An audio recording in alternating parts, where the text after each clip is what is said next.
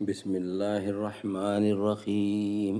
صحیح بخاری کی حدیث ہے 5951، حدیث نبوی صلی اللہ علیہ وآلہ وسلم۔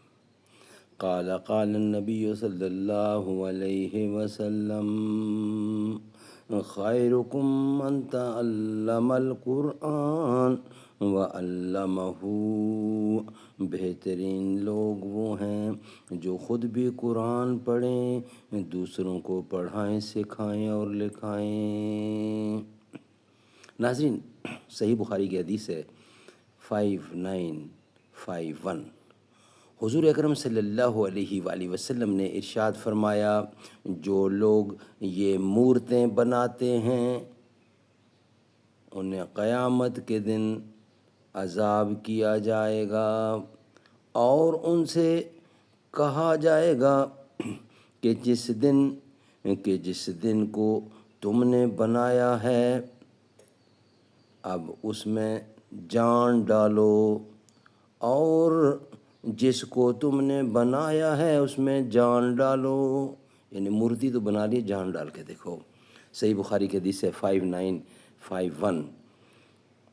قال النبی صلی اللہ علیہ وسلم: انا خاتم النبیین لا نبی بعدی۔ میں آخری نبی ہوں، میرے بعد کوئی دوسرا نبی نہیں آنے والا، نہیں آئے گا۔ سبحان اللہ، سبحان اللہ۔